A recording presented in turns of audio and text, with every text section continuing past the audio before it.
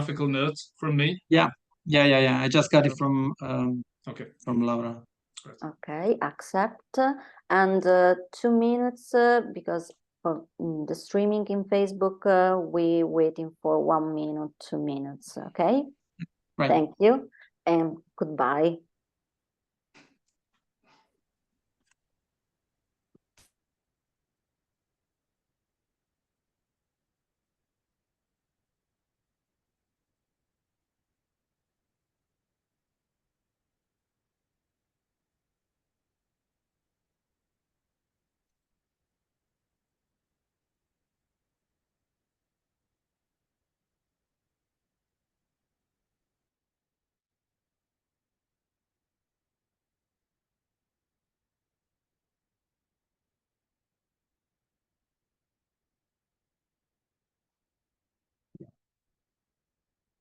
I think we can. Okay.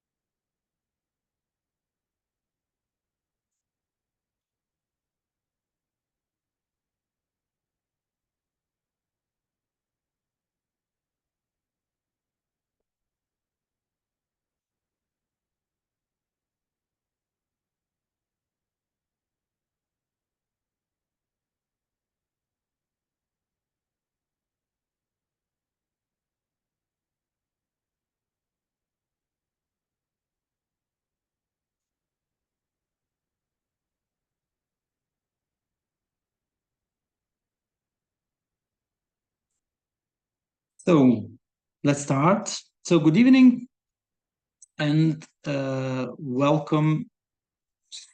Sorry, just a moment. Yeah, and welcome to this evening event organized by the Siscalt, the Società Italiana per lo Studio della Storia Contemporanea dell'area linguistica tedesca. This evening we're going to present a book recently published in 2022 by the British, but actually half German, I would say, historian Alex Kay, entitled L'impero della distruzione, una storia dell'uccisione di massa nazista. So the book has been published in 2022 by the publisher Einaudi, and it appeared in 2020, if I'm not mistaken, not 21 originally, so by Yale University Press. It is a particular pleasure to discuss this book because I've known Alex for so many years. So we actually made our PhD together at the Humboldt University so many years ago. So it is a sort of out of personal reasons, it is a particular pleasure. So I will discuss Alex's book with Tullia Catalan. Let me first say something on Alex, actually. Alex Kay is associate professor at the chair of war studies in the Department of History at the University of Potsdam, where he's taught since 2017, and he is lifetime fellow at the Royal Historical Society since 2016. His research and teaching have focused primarily on the history of Germany from 1918 to 1945, National Socialist policies of examination, and the comparative study of genocide and violence. And he's published 5 books actually on Nazi Germany, including The Making of an SS Killer in 2016, and the award-winning book that we are going to discuss today, Empire of Destruction, in 2021. His work has been translated into Polish, German, Italian, Spanish, Russian, and is currently on a 3-year German Research Foundation scholarship. Then we have as a second speaker Tullia Catalan, who is associate professor of contemporary history at the University of Trieste. She has widely published on racism in Europe, anti-Semitism, anti-Slavism, the European Jewish philanthropical associations, the Jewish immigration through the port of Trieste. I will quote some of her publication. For example, Under Observation, Italian Jewry and the European Jewish Philanthropic Organization in 1938-39, published in a book entitled Italian Jewish Networks from the 17th to the 20th Centuries, Bridging Europe and the Mediterranean, edited by Bregoli and Ferrara de Uberti and Guru Schwartz, published by Paolo Macmillan. And then The Construction of the Enemy in two Jewish writers, Carolina Coelho-Zatto and Erika Barzilai Gentili, in Rethinking the Age of Emancipation, appeared by Bergan in 2020. And then, as a third speaker, I will introduce myself. I am Paolo Fonzi, and I'm associate professor at the University of Eastern Piemonte, and I mostly written about the economic policy of Nazi Germany in the occupied regions, and then moved to a study of Italian occupation policies in Germany, in Greece and in the Balkans more generally during the Second World War. So my task is to first give a brief presentation of the book, make some remarks then at the end, and then actually make some questions that Alex will be able to answer at the end. Then I will give the floor to Tullia, who will make further remarks actually, and then we will give. Then it will be Alex's turn to answer our questions, and then we can collect also some questions from the audience. So you can post them either here on this chat, on the chat of this meeting room, or in the Facebook chat actually. So they will be posted here by our Laura Di Fabio, who is actually dealing with the technical side of this meeting. Content description of the book. Empire of Destruction provides a comprehensive and integrated history of 7 mass killing programs conducted by the Nazis during the Second World War. So the first thing to clarify is the topic itself actually. So the book is about mass killing programs. It's not about the Holocaust, it is not about genocides, but it's about mass killing, which is a very so it's a concept that is quite tricky actually to define. He actually draws on the work of sociologist Yang Su, and he defines actually mass killings as, and I quote, the intentional killing of a significant number of members of any group. As a group, and its membership is defined by the perpetrator, of non-combatants, of civilians. So which mass killings does he actually deal with in the book? So these are 7 major mass killing programs. So the first one is the killing of mentally and physically disabled people within the German Reich from 1939 onwards, and then also, this is very interesting, I think, in the book, also of disabled people in the occupied territories, namely in Poland and in the Soviet Union. So the second one is the systematic extermination of the Polish ruling classes and elites in 1939 after the occupation of Poland. The third one is the extermination of Jews across the length and breadth of Europe from 1939 up to the end of the war.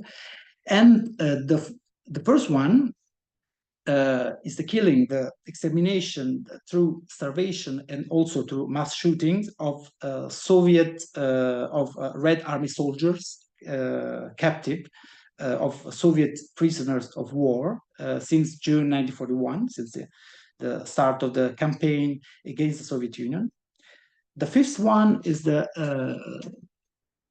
extermination by starvation, mostly, of Soviet urban population, which was also the subject of the first book published by Alex, his dissertation actually, about the hunger policy practiced by the Germans in the Soviet Union. So the hunger plans, and then the actual policy practiced in the Soviet Union, starving the urban population to turn the Soviet Union into a largely rural region. The sixth instance of mass killing he deals with is the killing of civilians in the rural areas, mostly of occupied countries such as the Soviet Union, Yugoslavia, Greece, and Poland, as a means actually to repress resistance against the occupier. These were also largely civilians, of course, but they were actually regarded by the Germans as a threat because they supported the partisans in the eyes of the Germans, of course. And the seventh and last one is the killing of Europe's Roma populations during the Second World War. So I will first say something on the state of the arts, on the literature that actually Alex has used to write his book. This is a massive amount of studies in English, but also many in German language.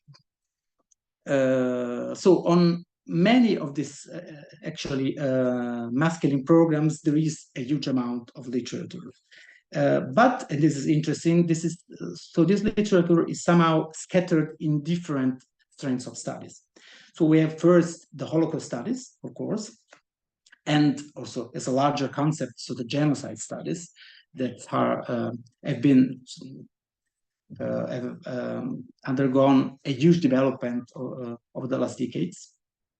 Then, as a second strand of studies, we have actually studies on the German army during the Second World War, starting with the exhibitions on the Wehrmacht war crimes during the Second World War. There has been a host of studies on this subject, on the criminal behavior of the Wehrmacht in the occupied regions. So we have, for example, very interesting studies also by lately by Sönke Neitzel and Harald Welzer, Soldaten, but also maybe less known Thomas Kuhne studies on Kameradschaft, on comradeship in the Wehrmacht, or Dieter Pohl studies on the Wehrmacht in the East. So there is by now a large amount of literature on this subject. Another strand are studies on occupation, I would say, occupation of a single country, of a single region, of a city, a field of inquiry also quite traditional, I would say, that looks at violence as a general part, or as a part of the occupation policies of the Germans in different regions. And we can refer to the studies of Christian Gerlach on Belarus during the Second World War, or Wendy Lower or on Ukraine, Mark Mazauer on Greece, or recently Carlo Gentile on Italy. Then we have studies on perpetrators that are also a quite flourishing strand of studies, the so-called Täterforschung, just to name but one example. Michael Bild's study Generation des Unbedingten on the leading corps of the Reichssicherheitshauptamt. And then I would say for the field of study that is also very interesting, and that is also used by Alex, is that large field of studies on resettlement and forced population movements during the Second World War, also very interesting one. So we can say actually that there is a fairly large amount of studies on these subjects. They have mostly developed in the 90s, actually. I can say also, so I would also say that they move away from a traditional way of understanding Nazi violence as just a chapter of the general history of National Socialism. So there's been in the 90s a sort of, I would say, so the flourishing of a single strand of studies dedicated to single aspects of Nazi violence in itself. So perpetrator history, for example, or Holocaust studies. They've previously, so one can say they were more or less part of the general historiography of National Socialism. They had then developed into, I would say, separate fields of studies, connected, of course, to the larger picture, but they had developed so their own methodological approach.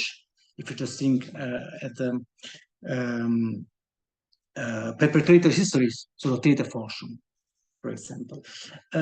So all these kind of studies have provided very insightful results.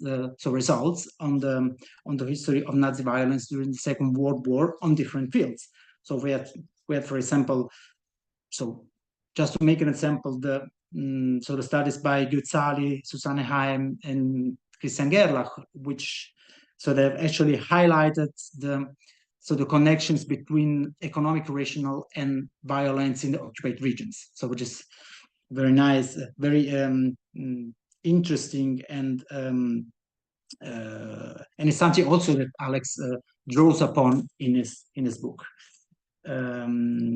So why is Alex's book innovative? I think the innovation in this book is that we so by looking at these subfields of studies, so we see that we had a lot of insight, but we somehow lost the larger picture.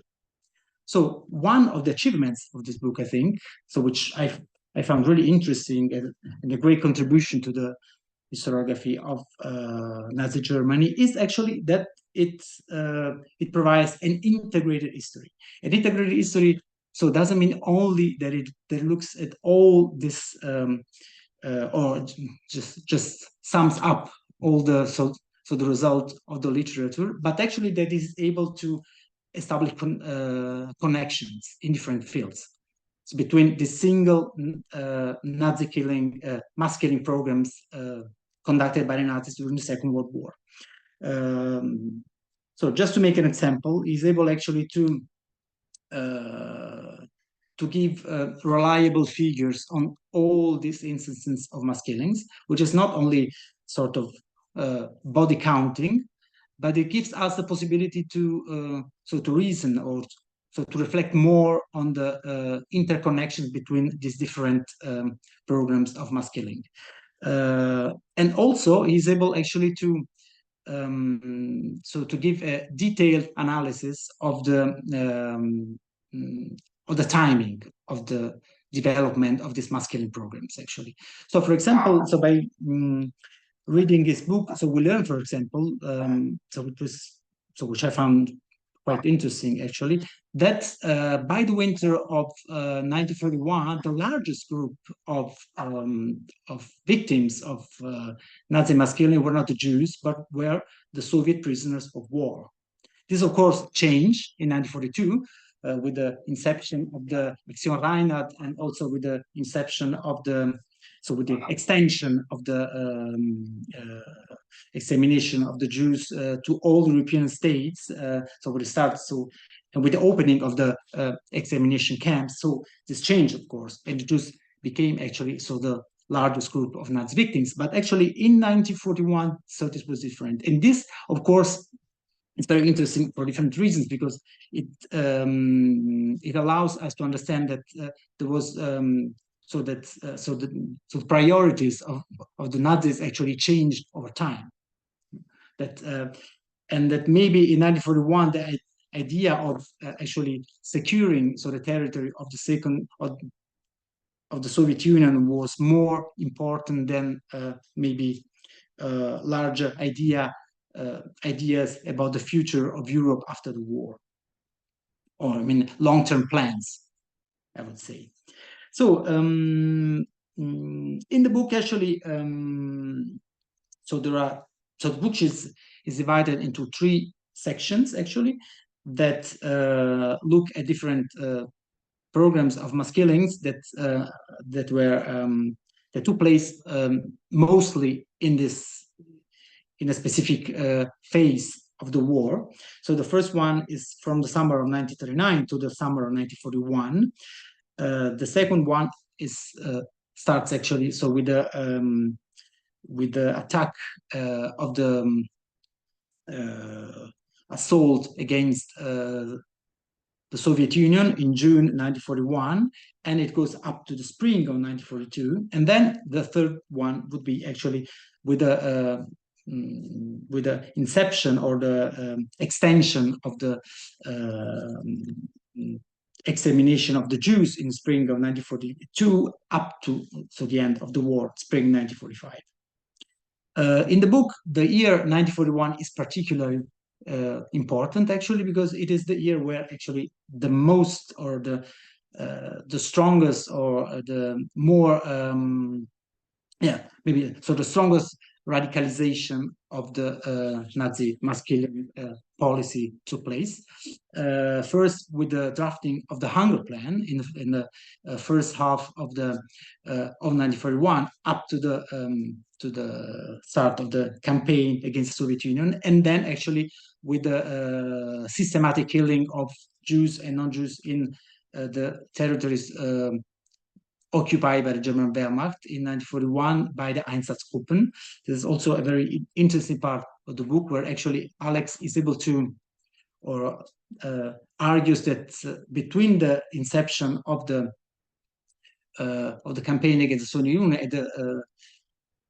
Soviet Union and the start of the killing of Jews by the Einsatzgruppen, and so there is so what he calls a transition to genocide. So the first target of the Einsatzgruppen are not actually Jews, older Jews, but just Jewish adult men.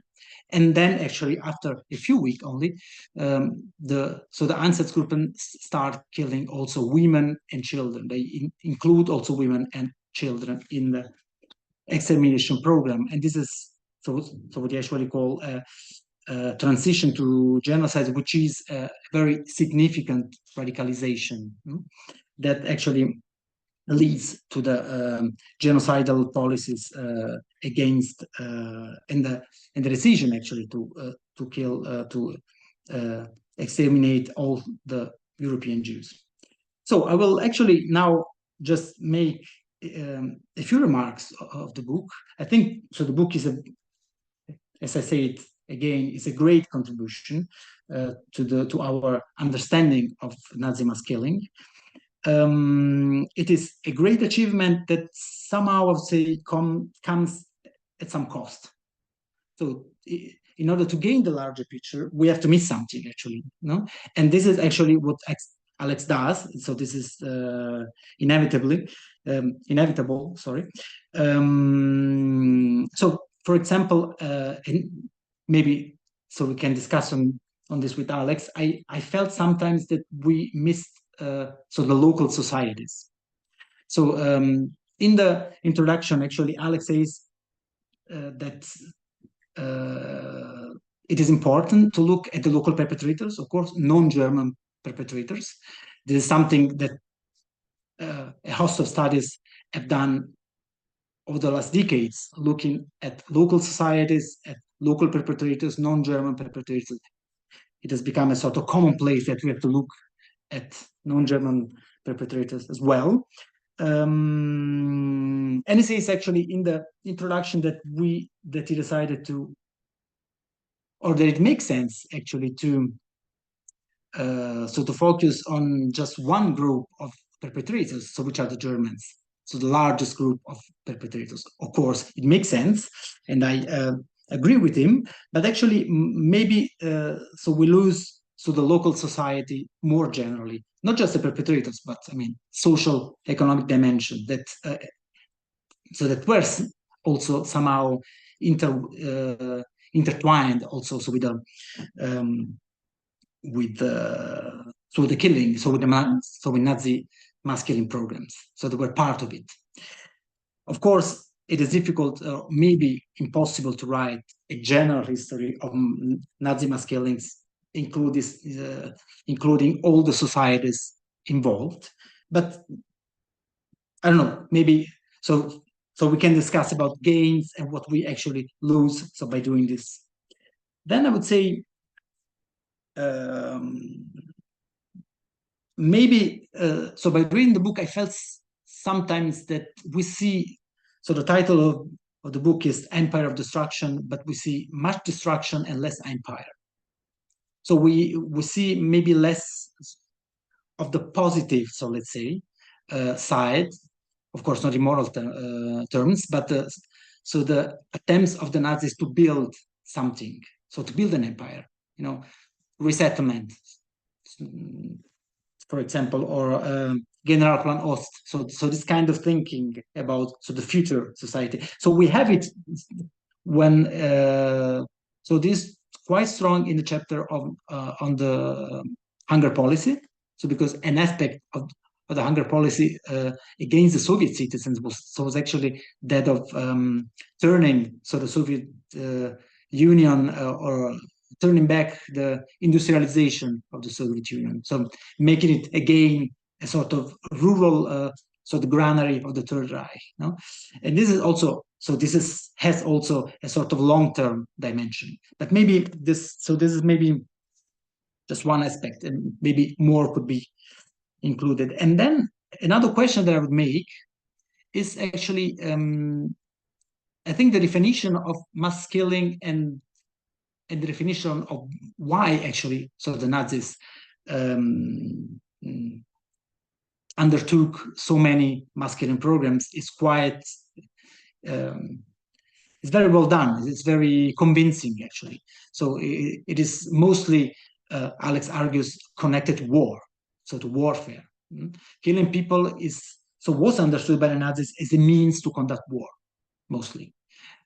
Killing disabled people, for example, was a means to purify the German society and to make it, more fit for war also, in a sense.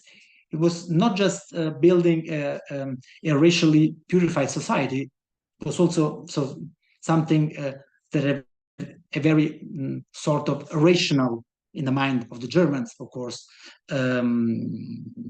behind it. It was also a sort of rational choice by the Nazis. But I would actually ask Alex how this actually relates, or if it is related to a wider concept of fascism. No, so there are, in the last decades, so there has been a very flourishing historiography on transnational fascism. Daniel Hedinger, for example, or Sven Reichert. So this kind of studies. Also, a recent book by Alan Kramer and Miguel Alonso and Javier Rodrigo on fascist warfare, arguing that there is a specific fascist way of waging war, but also of killing people. So, for example, Daniel Hedinger, in his book about in his recent history of the Axis, he argues actually that one of the specificity of fascist warfare was that of blurring the so-called global color line. So it means that of importing techniques, logics of colonial domination and of colonial violence into Europe, or into the civilized war, for example, by Japan, for example, in the occupied territories. So do you see any connections between this sort of concepts, fascism as a general category, and what you have dealt with in your book, namely Nazi killing? So I will maybe I exceeded my time, so I will give Tullia the floor. She can also she will also make some remarks, and then Alex will come third. Thank you. Yes, thanks a lot, Paolo, for your introduction and also for your remarks. So you avoid me now a lot of things to say, especially regarding the general frame of the book of Alex. And so you give me the right start to take, in this case, other questions, other remarks that I think are important also for people who are listen to us in order to have a clear idea of the importance of this book. I think that its force is above all the fact that here we finally do not have only Holocaust at the center of the analysis, but also all the period of the war and all these mass killings, but they have been done with the same ideology, I think, and we have to underline this. First of all, I appreciated a lot the long durée perspective that Alex took when he goes back thinking to the big trauma caused by World War I in the German population.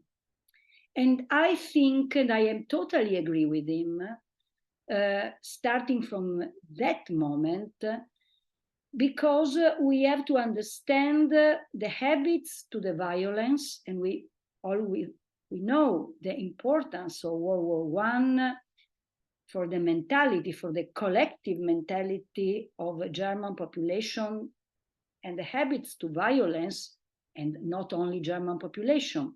You were speaking just some minutes before about European fascist movements, and we know how they are rooted in the First World War.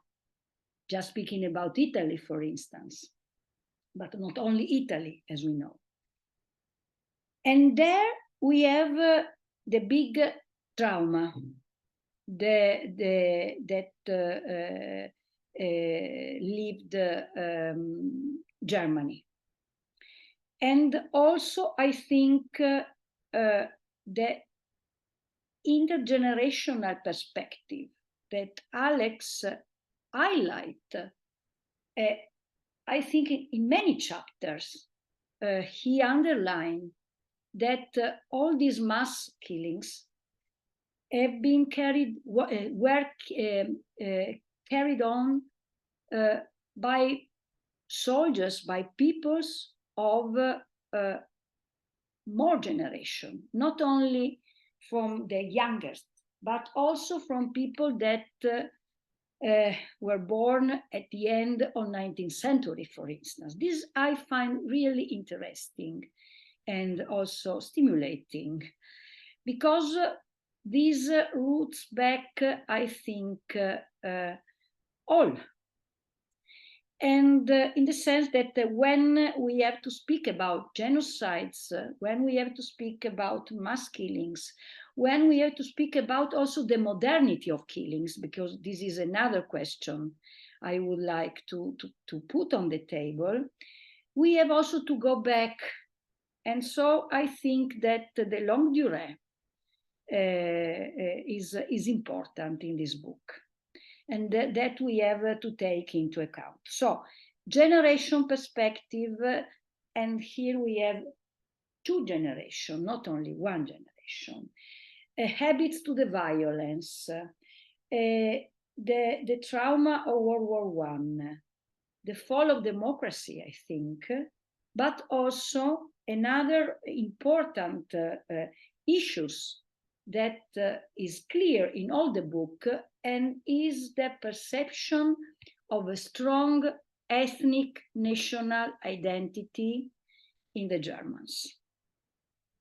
And we can't skip it, because we see it immediately in the first chapters, in the second chapter, if I'm right, when the book concentrates about what happens to Poland, to the elite, to the Polish elite that it's the first mass killing that Alex analyzes in his book. Here is my first question, and he's connected about how much has it to do with the long-lasting anti-Slavism, but especially anti-Polonism that characterized also the debate in Germany during all the 19th century. And so this is what I meant with the category of the longue durée. Because also anti-Slavism here played a big role, not only anti-Semitism, racial and biological anti-Semitism, but I think that combining the two together, we have this explosive moment. And it's really important, I think, to take into account this kind of racist attitude in order to understand, for instance, what happened in the Soviet Union, also to the civil population, and not only in the Soviet Union. I mean, everything what began to the east part of Europe. Because I think that what is interesting, and this is maybe one of the very few remarks I have to do to the book, is that comparing, I would have liked more comparison with what is happening in the West Europe with the occupation, because really there are two different ways. And sometimes at the borders, something is strongly intertwined. I live in Trieste, you know, Alex, where Einsatzkommando Reinhardt, the man of Einsatzkommando Reinhardt, whom you dedicated a chapter, created here the only Polizeihaftlager in Italy with a crematorium, for instance. And it's not a case that here they were against the Jews, but at the same time anti-Yugoslavia, you know, against the partisans, of course. So I think that here you focused everything about the area, of course, where mass killings took place, but maybe sometimes more absent about what is happening in the other part could help to understand better. And I think your scheme works very well in the general wrap-up interpretation you did about which was the idea of Nazi Germans to do during World War II. Then there are others. I found really interesting also the part dedicated to the role of economy, of food and how to starve the population. This is a chapter, I think, that not so often I have found in many books about Nazi Germany, so in detail, and putting all together with the other kind of mass killings. I think this is really the force of the book. But it goes together, I think, with the suprematist ideology. So we are back again to one of the core theses, I think, of the book. And what I was asking to myself when I finished the book is, and then what happened then to Germany after the war? Because if we face with this long-lasting ideology of supremacy, of racist supremacy from one side, but at the same time of a German ethnicity, you know, then how can you erase everything and restart again? And this is, I think, something that we should face better. People who study this. I don't know, I know that this has nothing to do with your book, of course, but I think it's important to ask to ourselves this, especially in this period. Then the methods, also the methods that you analyzed, and you know, also the use of sources. Combining in some chapter the individual sources, testimonies, diaries, memories, and so on, and that are really very, very important in my opinion. So, but I realized that not every chapter has so many individual sources. I understand perfectly the question with Roma.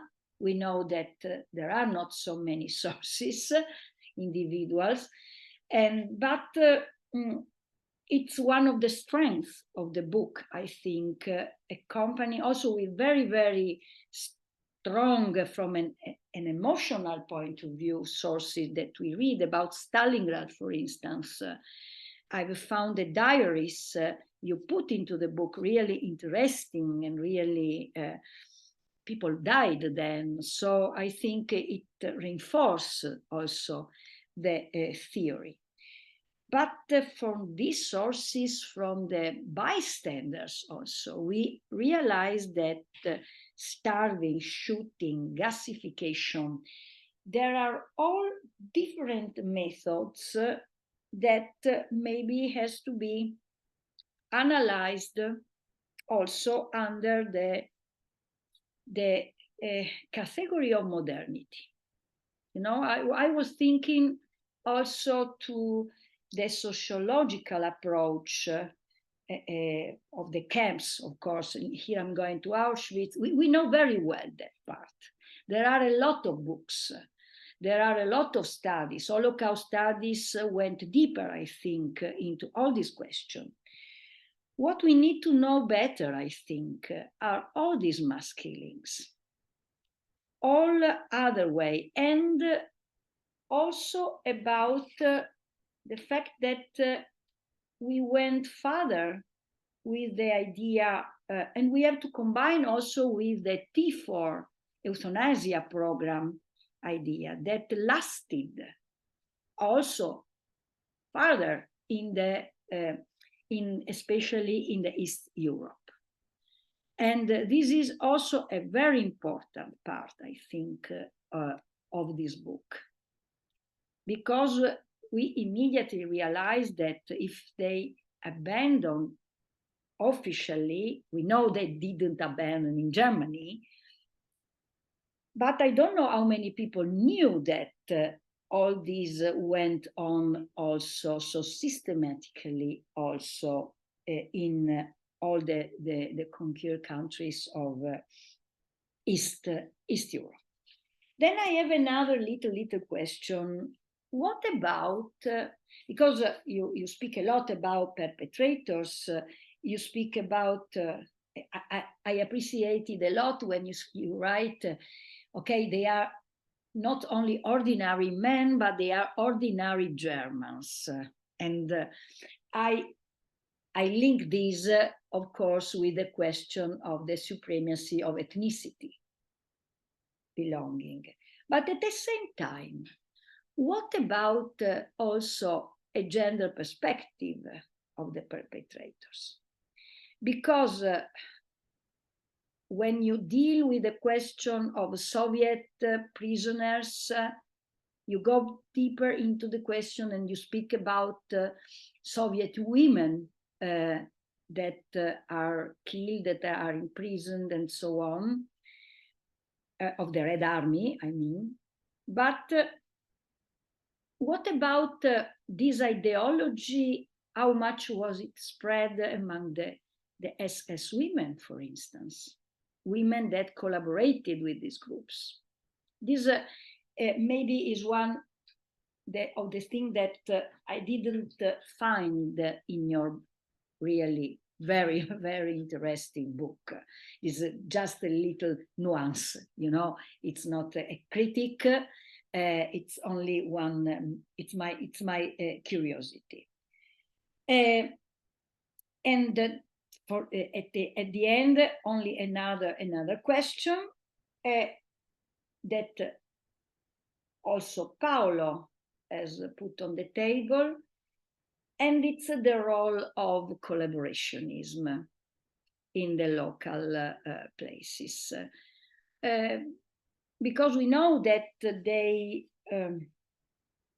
did a lot, but sometimes in your book we do not find them, and so I think,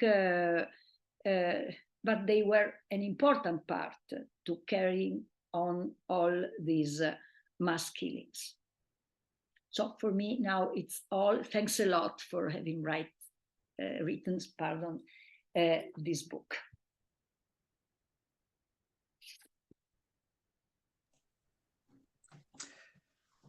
Thank you. So Alex, your turn. Is it my turn now? Yeah. Thank you, Paolo. Thank you, Tullia, for these really fascinating contributions, and it's really, really interesting for me to hear your response to the book, and to gain your insights and also your suggestions for perhaps what I could have done differently, what I could have included. So I count a number of questions here, and maybe I just start in kind of the order in which you posed the questions, and I guess, you know, I don't know if you feel free to jump in at any point, or I can just kind of address the questions and then we can take it from there. Yeah, the question of that my book perhaps does not focus as much as one might have liked on local societies and local perpetrators. This was the one question that both you, Paolo, and you, Tullia, raised. I'm very aware of this. I do actually raise it in the book as well. I do actually say, yes, there were many local perpetrators, particularly in Eastern Europe, without whom some of these killing programs perhaps wouldn't have been implemented to the same extent. So it's something I'm aware of. And it is probably the main point of criticism that has been raised since the publication of the book 2 years ago. And I understand it's a valid point. On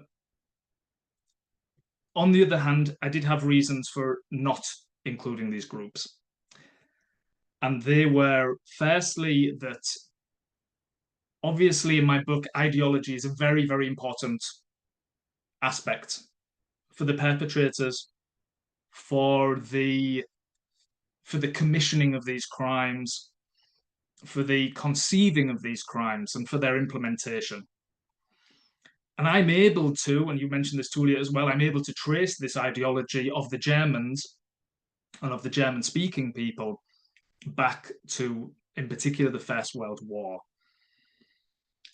I must be honest, I would have struggled with the same undertaking for the societies of Lithuania, of Ukraine, of Poland, of Russia.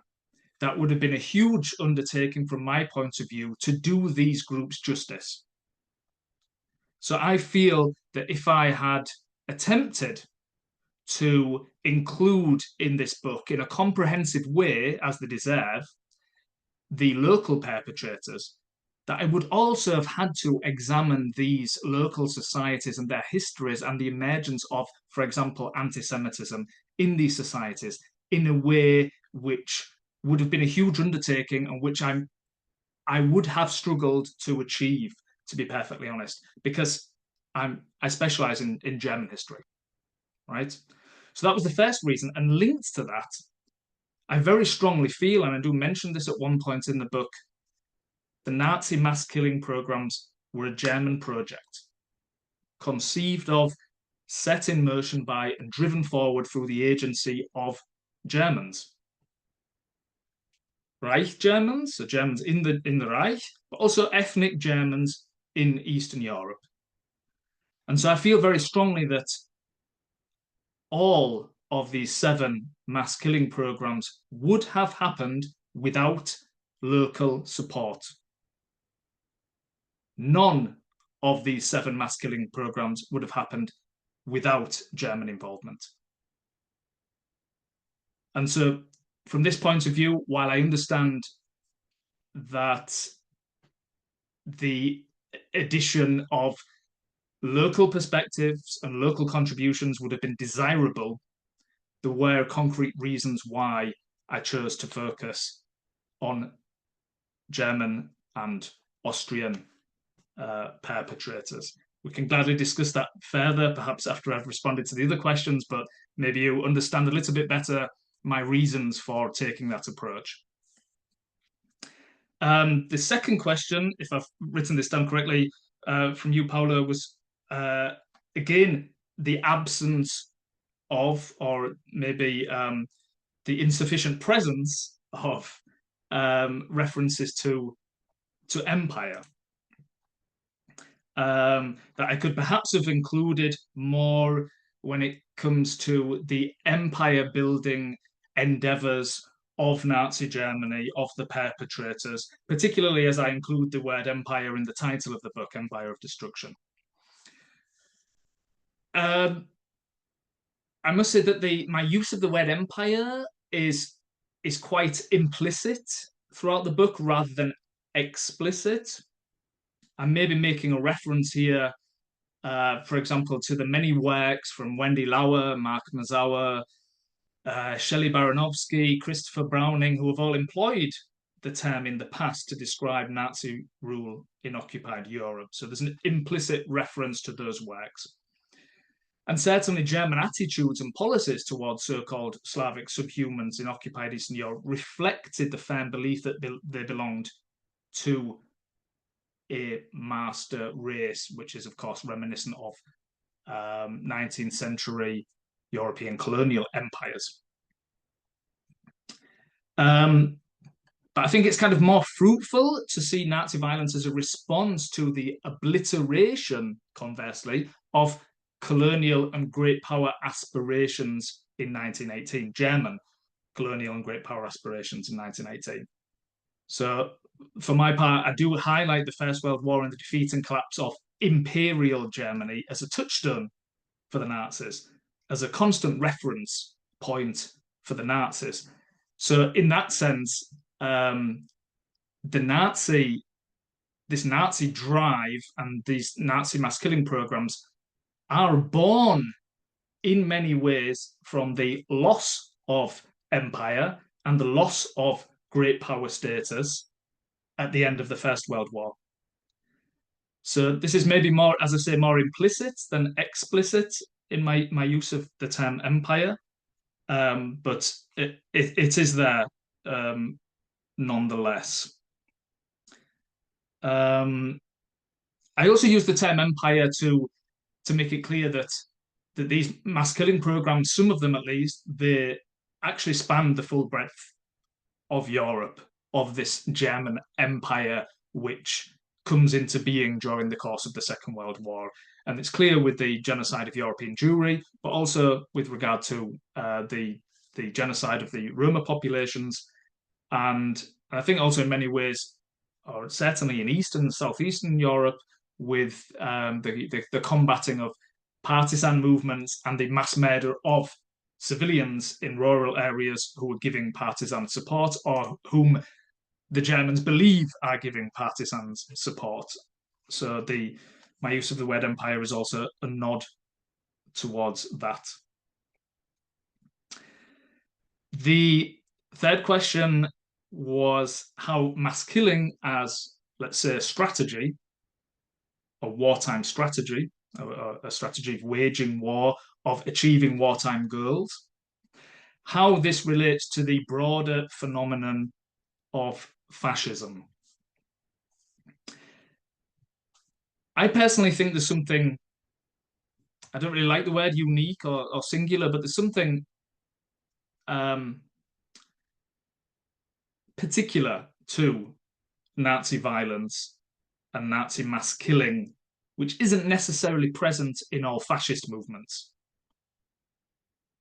If you think of Italian fascism, but also, let's say, Spanish fascism under Franco, the militarization of society, definitely, this is common to fascism.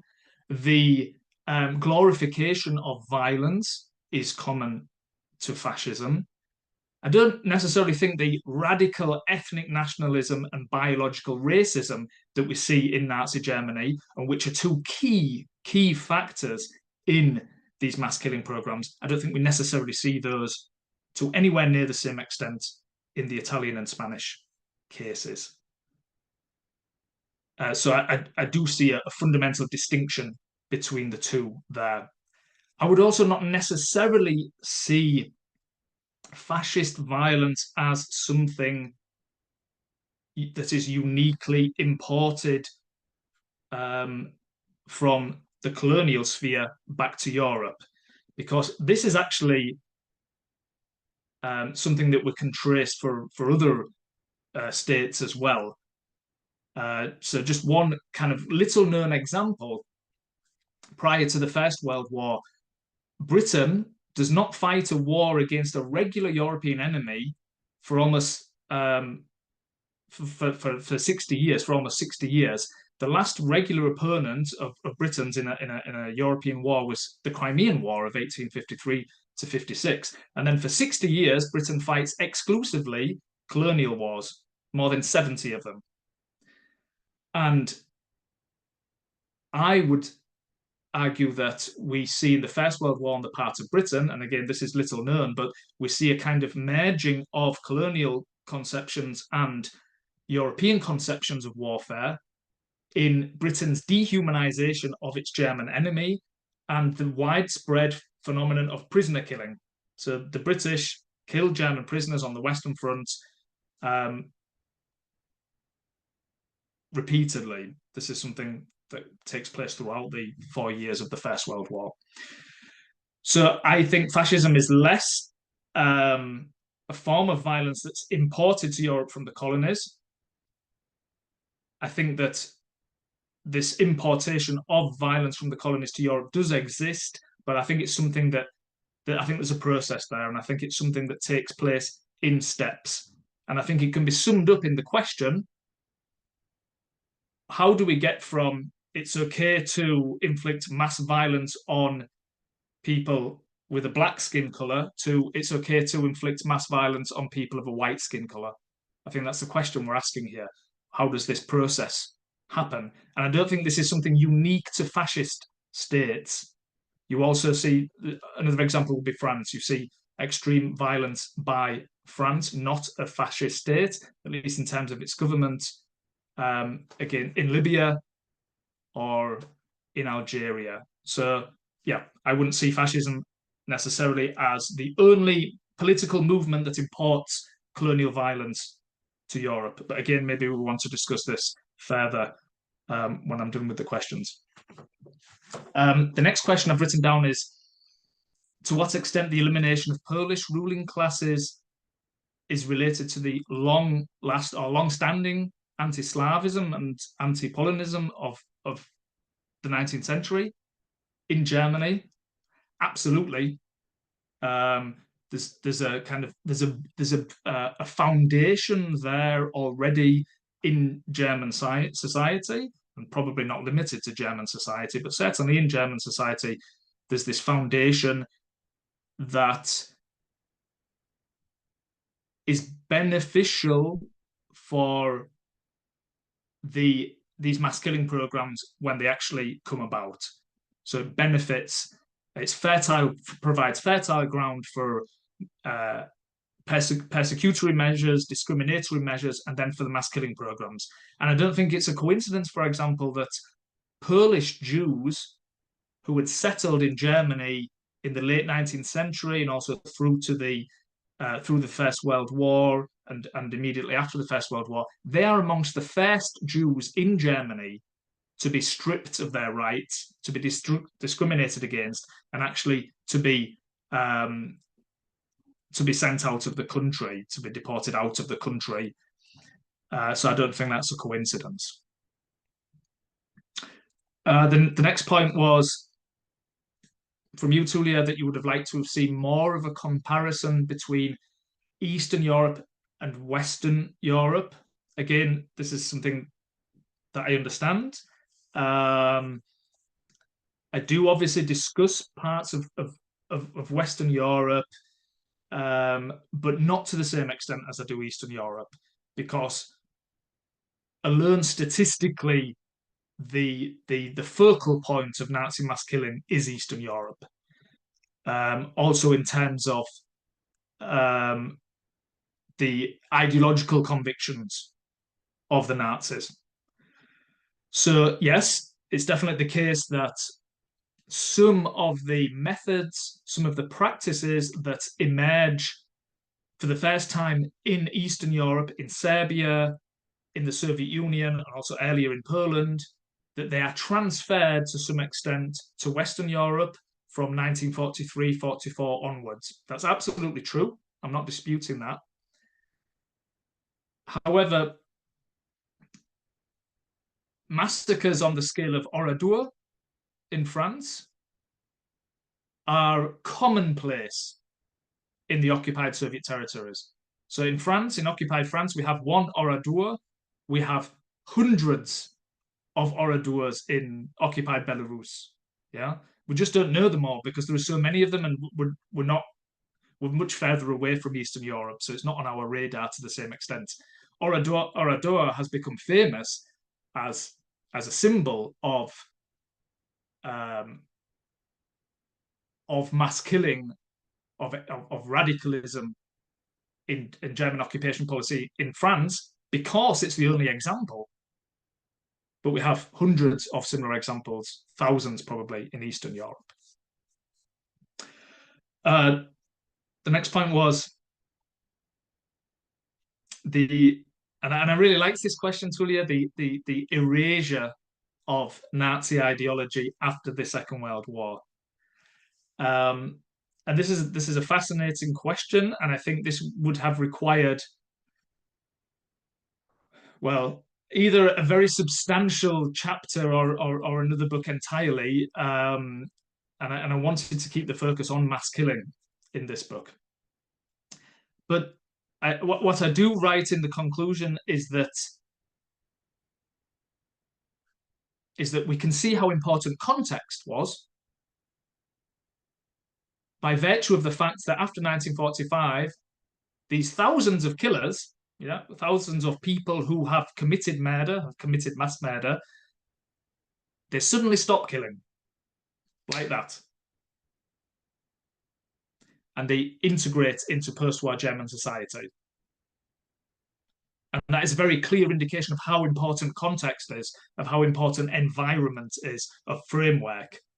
So these people have not necessarily fundamentally changed. Their ideology has not necessarily been erased, but the environment in which they suddenly find themselves in 1945 is no longer conducive to mass murder, to mass killing. They no longer have the approval and the encouragement of a regime, of a state, that tells them not only is it acceptable for you to kill people, but actually want you to go out and do that. So I don't think the ideology is immediately erased, but the context, the framework is no longer there. But of course, it does take many years and many decades. And I think the arrival of a new generation of Germans, and you mentioned this intergenerational aspect, I think it really requires this new generation of Germans who are untouched in many ways by the Nazi past, by the experiences of the Second World War. It does need this new generation to really break with this Nazi ideology in German society as a whole and in German politics. But yeah, fascinating point. The next point, modernity. Yeah, also huge issue. What I find very interesting about the Nazi case is, yes, of course, we see the employment of technological advancements that perhaps would not have been possible a decade or two earlier. And these technological advancements are, this technological advancement is maybe the wrong word because that suggests something positive, but these new technologies clearly make it possible to kill people faster and on a greater scale than ever before.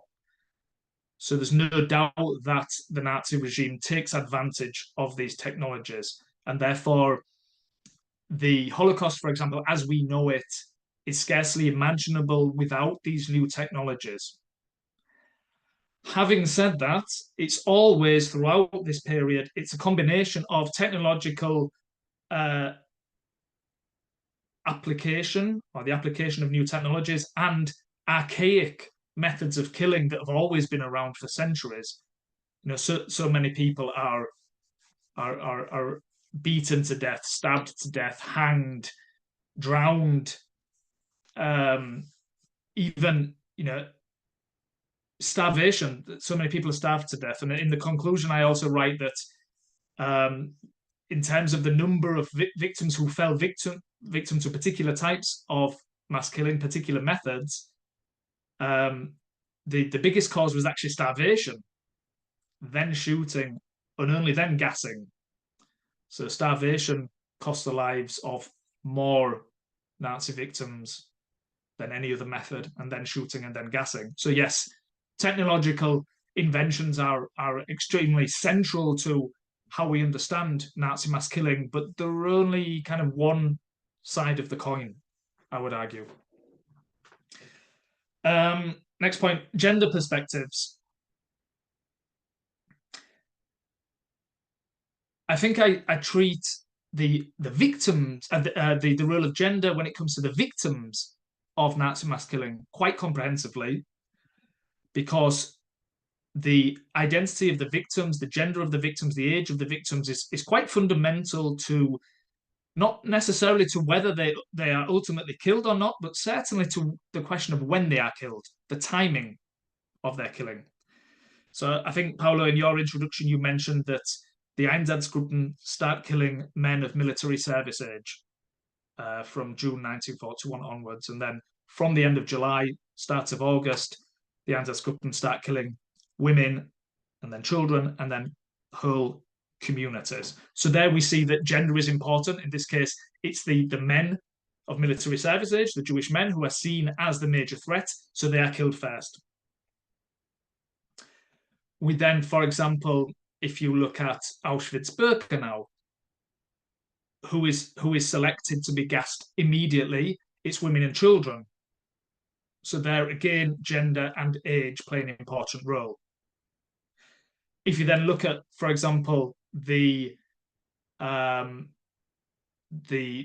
deportation, but going in the other direction, of Soviet citizens for forced labor in Germany from late 1942, early 1943 onwards, you see that it's actually women and children who tend to be sent back to Germany for forced labor. So they tend to survive in greater numbers.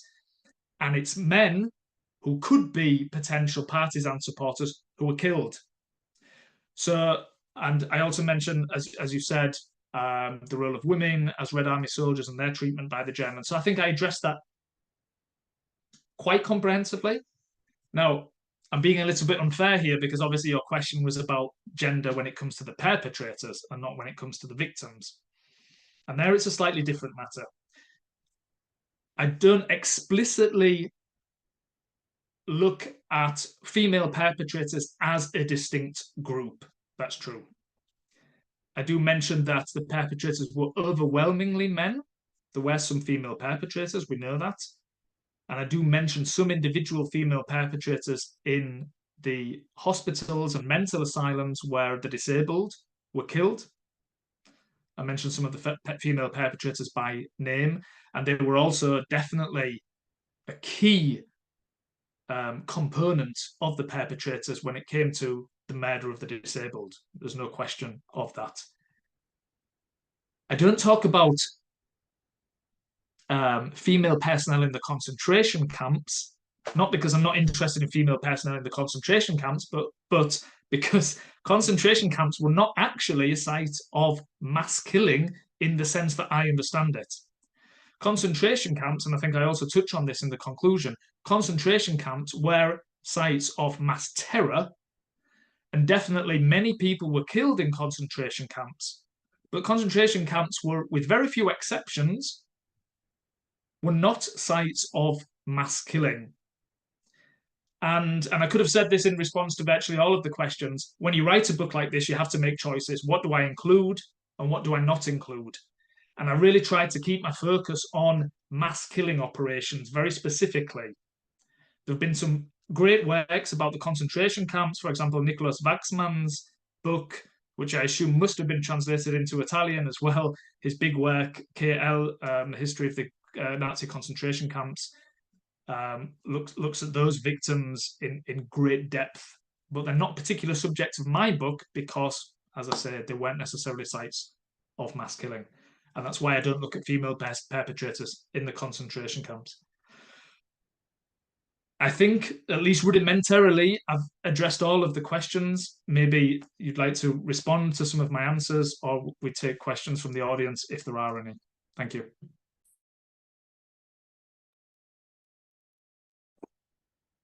Well, there are actually no questions from the audience now, but we can just go on talking then. So we'll wait if somebody has some questions, so they can just be posted on the chat or also in the Facebook chat. They will be then forwarded here. So I think this is all very convincing. Also, I mean, so my intention was rather to discuss with you what we gain and what we lose. So we always lose something. So we will write a book. And for me, for example, I dealt a lot with, or my last research is about a single country, Greece during the Second World War. And I was able actually to look at every aspect of that because I was working, I mean, I can speak the language, I can read the sources of the country. And of course, it's just one country, though. So it's not an overview of a European-wide overview of Nazi violence. So of course, so this was my intention also. So and actually I wonder a lot how, and this is maybe a very general question that I so very often wonder about, how can we integrate these two sides actually? So the history of, from the point of view of the perpetrators, and I think of your book, but also Christian Gerlach's, for example, or I don't know, many other books about Nazi killings, but also so the perspective of the local society. You know, if I look at Greece, for example, I have two so very distinct historiography, except from Mark Mazauer's book. A Greek historiography, that is a local perspective. So has a perspective of the local society, and then we have the perpetrator history, so which is completely different thing. Both very useful, but also very distinct. And sometimes I wonder how so we can actually integrate them. So the history, sort of social history, you know, of occupation, so which is actually all these crimes, or so most of these crimes took place in the context of an occupation. And of course, so the history of the local society and the history of the perpetrators, of the occupiers. No, I deal with Italian, for example, occupiers in my book, and I try to put them together, but it's actually a sort of a challenge, you know. And as you say, I would also struggle to do this kind of integrated history of society and perpetrators. And there is, I think, will be quite interesting to make some reflections of this. And there is actually a recent publication that tries actually to find a sort of middle ground between these two ideas of perpetrator history. And this is Tatiana Tönsmeier publication about European societies under occupation. So that looks, for example, at aspects of occupation that we so very rarely actually look at, such, for example, health conditions in the occupied countries. So for normal people, violence was surely in Eastern Europe, so for example, an ever-present phenomenon, but also for many people. So, for example, queuing to get bread, so to get rationed items. So that was an everyday experience. Or for example, providing healthcare. So that was really sort of so everyday lives was more complex than killing or occupation. In many countries, for example. I would just make maybe just another sort of remark question on your book, and then I would give the floor to Tullia. If in the meantime there are other questions, I can just jump in and make them, and then so you can respond so just briefly, and then we come to the end. So my other question is about colonial violence versus Nazi violence during the Second World War.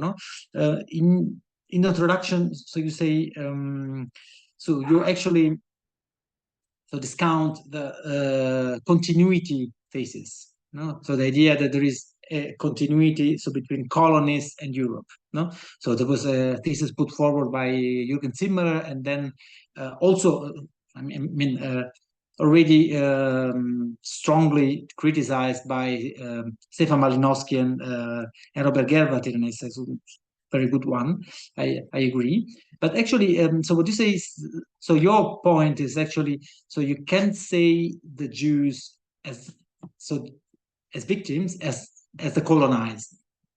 So the Jews were not regarded by the German so much as utterly inferior, but they were just they were rather the people who dominated the Germans. So they were rather the colonizer, I would say, not so much the colonized people. So there was this sort of imagery of the Jews colonizing Germany. But actually, if you include other Jews and you look, for example, at the German perspective, understanding on the so-called Ostjude, so the Polish Jews, they were different. So they were more akin to a sort of colonized, or to the Slavic people. I mean, backward, completely Oriental.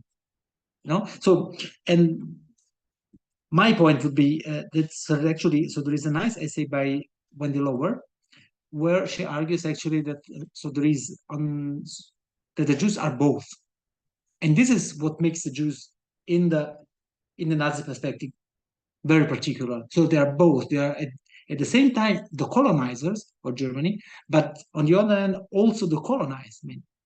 So they conflate these two figures, perspectives in one, and this I think can explain a lot of the dynamic of Nazi violence, and maybe also of fascist violence. If you look at other countries, so for example, at Japan during the Second War, you may see many more similarities than by looking at Italy or Spain. So this kind of, so there is a huge discussion about Japan being or not being fascist. So during the Second War, Dalian Hedinger argued that we can speak of a Japanese fascist, but actually, if you look at the dynamic of Japanese violence, yeah. So that would be my remark. Tullia, maybe. Oh, I have to say something regarding the Jewish perspective, how Germans saw the Jews in that period. I think they had also for the Jews a different level of perception of the Jews. East European Jews, the Ostjuden, were seen really, I think, in another way if we compare them with the West Jewish population. And it's not a case that also the period of the persecution, I mean the deportation, finally solution also for them, came later. And this is, I think, connected also to the Jewish presence in Germany, to the long-lasting integration process also in 19th century, and they were afraid of the Jewish, of the Western Jewish especially, but they weren't so afraid of the East European Jewish. The combo was important. The Jews of East Europe, as also Alex says, and I agree with him, they were Jews and they were communist, no? They were from Soviet. So there are two different perceptions of the Jewish communities, I think. And we have to take into account this. And then, of course, we have the process of looting the Jews, that, of course, is different from East and West, as we know. And at the end, everyone is sent to Auschwitz. We know this, of course, but there are various phases, and I think it is interesting that all these mass killings, for instance, took place before the final solution also for the Jews of Western Europe. We have to see the two perspectives, in my opinion.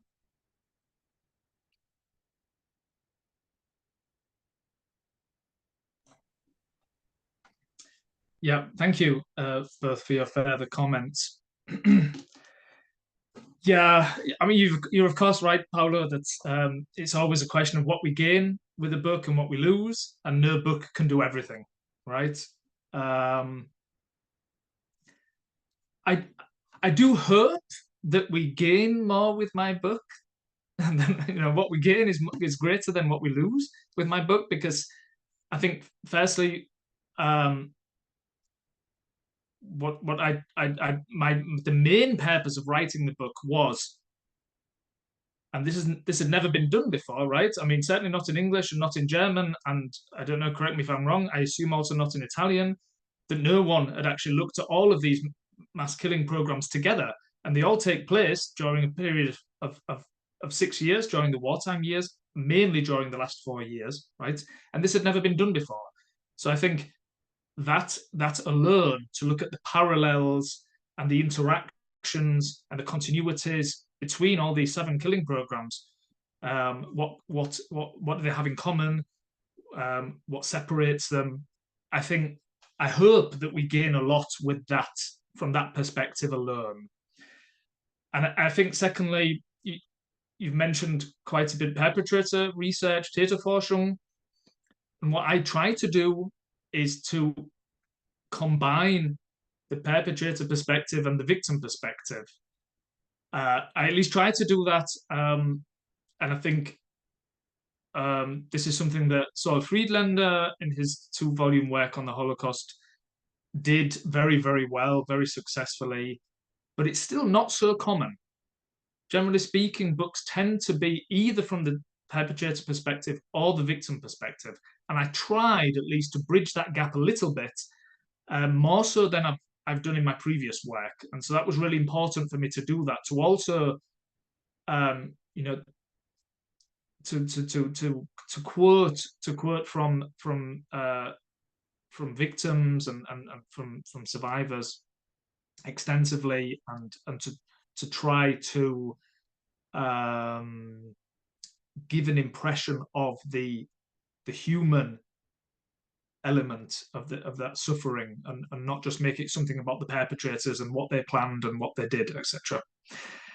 So I hope for these 2 reasons alone that we do gain more than what we lose. But yes, books can always do more. That's why there are so many books, right? Also on our subjects, because no book can ever do everything.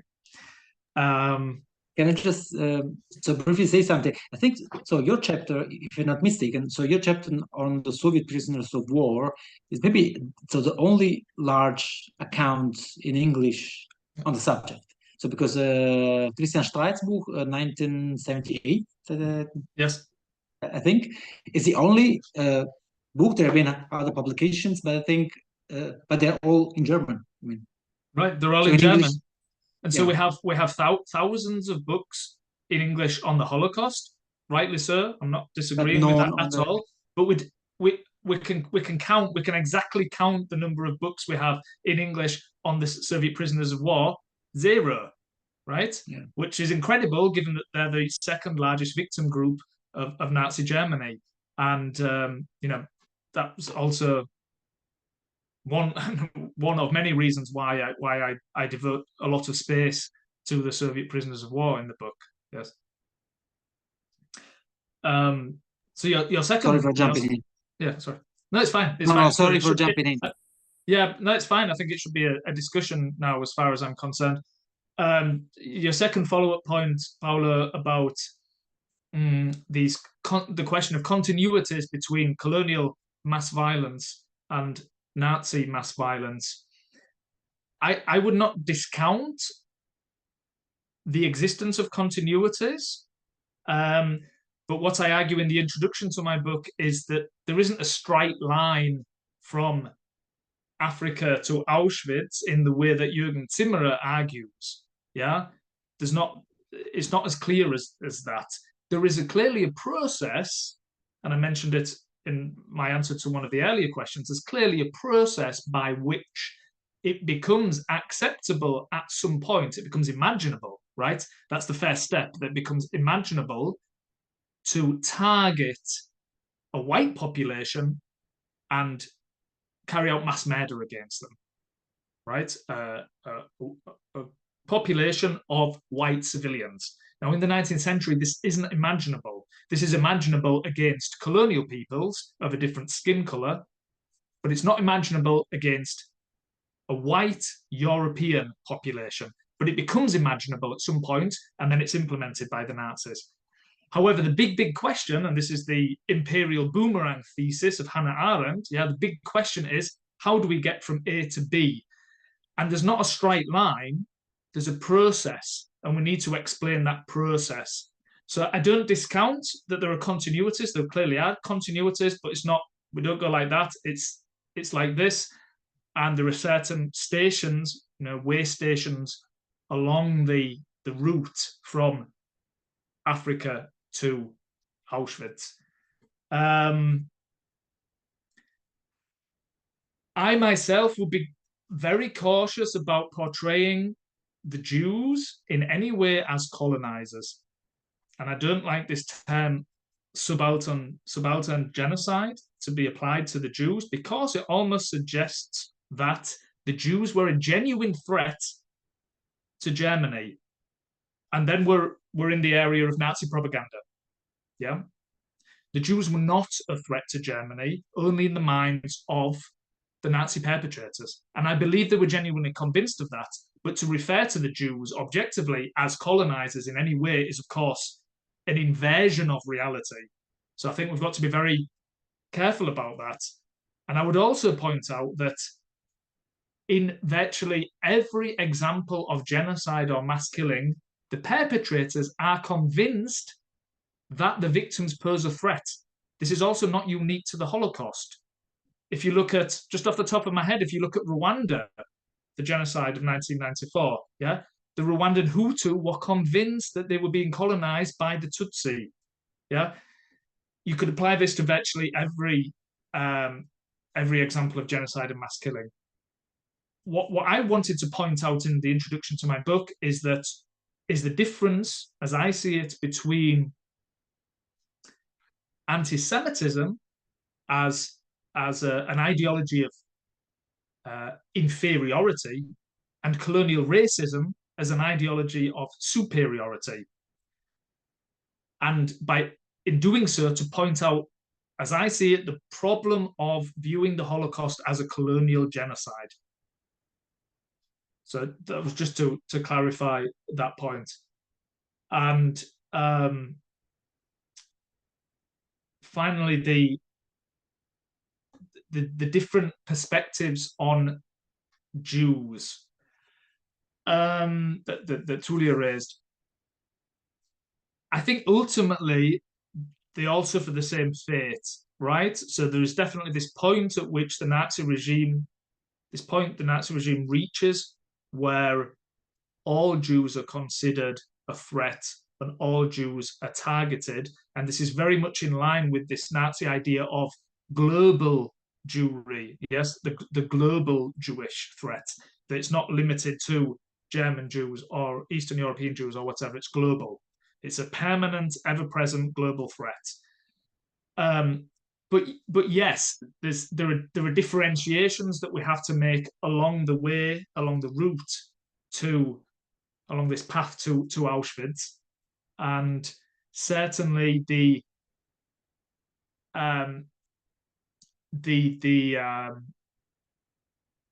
feeling of superiority that the Germans have towards Eastern European people in general, Slavs in particular, the influence of anti-Bolshevism within the Nazi regime, these all play a part in reinforcing the idea of Eastern European Jews as being particularly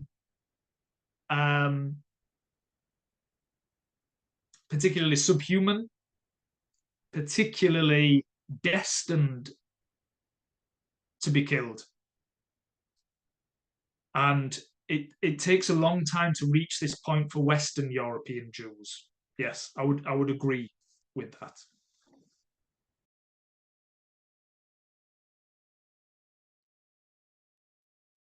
So there are actually no questions from the audience. Maybe so we can. I think so. We are already over the time maximum that so we said.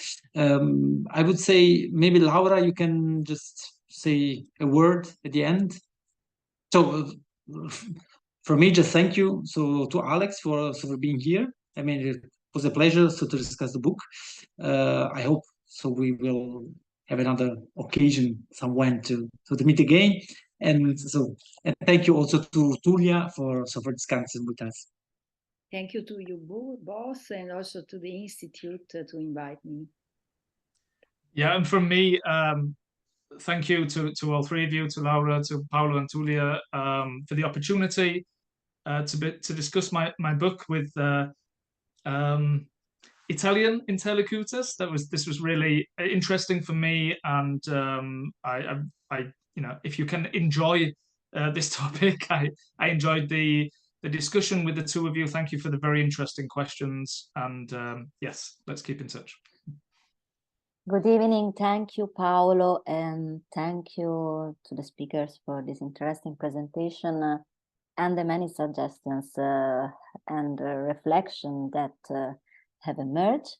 I would like to greet you by reminding our audience of the next Siscalt meeting, the last one for this year. We will be online on the 13th December.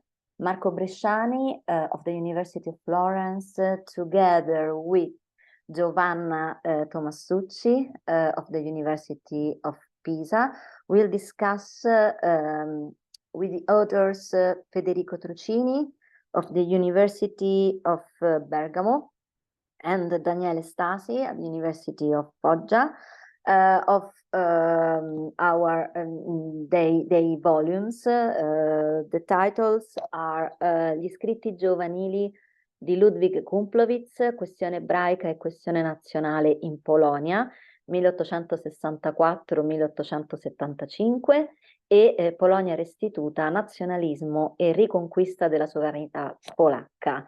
So keep on following us. Many thanks for your attention online, and goodbye. Thank you. Goodbye. Goodbye. Thanks a lot. Hi, Alex.